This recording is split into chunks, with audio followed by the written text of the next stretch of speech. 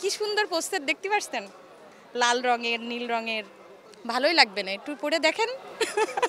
প্রেম মানেই কবিতা। আসলে আমি জন্মানোর আগে আমার বাবা মা আমার নাম ঠিক করেছিল কবিতা। নায়ক বাপ্পারাজের মতো, যে প্রেমে পড়ে আমার এই এই দশা। আসলে যারা বইয়ের সাথে সম্পৃক্ত, বইমেলা তাদের কাছে একটা পবিত্র স্থান। তো বইমেলা সবসময়ই আমার কাছে খুব প্রিয় জায়গা। এই যে অনেকে বলে ধুলাবালি, ধুলাবালির ভয়ে বইমেলায় যাব না, আমার তো মনে হয় ধুলাবালিও পবিত্র। এই জন্য বইমেলা আমার কাছে চমৎকারই লাগছে, অসাধারণ।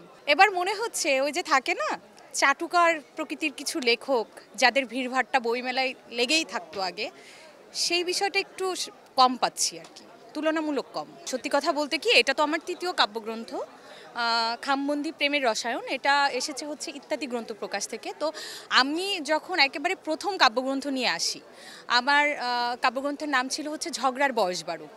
তো আমি সারা বছরই লিখি, আর সারা বছর যা লিখি তার মধ্যে থেকে বাছাইকৃত কিছু কবিতা আমার কাব্যগ্রন্থে আসে।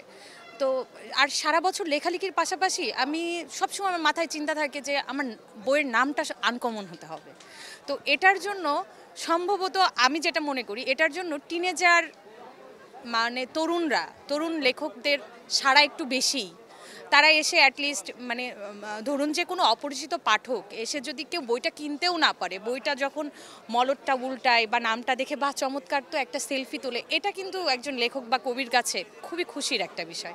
এজন্য আমি বরাবরই আশাবাদী। গত দুইটা বই এটা আমার তৃতীয় কাব্যগ্রন্থ, তো সেটাতেও গত দুটাতেও সাড়া খুব ভালো ছিল, এটাতেও সাড়া পাচ্ছি, আশা করি আরও ভালো পাবো। আমি আসলে আইনেরও ছাত্রী, হ্যাঁ। তো আমাদের আইনের মানে এভিডেন্স একটা কথা থাকে, লিডিং কোশ্চেন, মানে প্রশ্নের মধ্যেই যার উত্তর থাকে, ঠিক আছে। আপনি ওই যে বললেন প্রেম মানেই কবিতা, আসলে আমি জন্মানোর আগে আমার বাবা মা আমার নাম ঠিক করেছিল কবিতা। ঠিক আছে, পরে আমি কবিতা নই, আমি মানে আমার নিকনেম হচ্ছে কবিতা। কেন জানি না, আমার বাবাও লেখালেখি করেন, আমার বাবার অনেক পাণ্ডুলিপি আছে, অপ্রকাশিত পাণ্ডুলিপি আছে। তো ছোট থেকেই আমি না এগুলো ধারণ করি আর কি।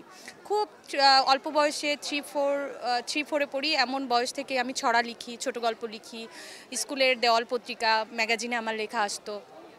সেখান থেকে আস্তে আস্তে আমার এত দূর আসা আর কি। আমি এখনও গল্পও লিখি, উপন্যাসও লিখি। মানে এই লেখালেখির পিছনে আমার এমন কোনো ঘটনা নেই যে কি বলবো, বাপ্পারাজের মতো, নায়ক বাপ্পারাজের মতো, যে প্রেমে পড়ে আমার এই দশা।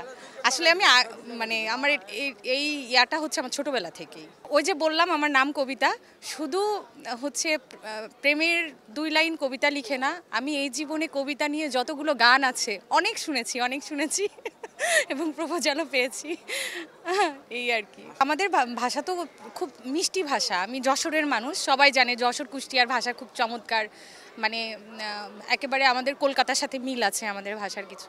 তা আমি বলার চেষ্টা করি, হ্যাঁ। আচ্ছা ধরুন যে আজকে আপনি আমার হচ্ছে কোনো পাঠক এসেছেন, বই দেখছেন, আমি আপনার সঙ্গে বলছি, আপনি কি বই দেখতে চান? কবিতার বইটা, এইটা খুব ভালো হবে, আপনি এটা দেখতে পারেন। হ্যাঁ, কি সুন্দর পোস্টার দেখতে পাচ্ছেন, লাল রঙের নীল রঙের, ভালোই লাগবে না একটু পড়ে দেখেন।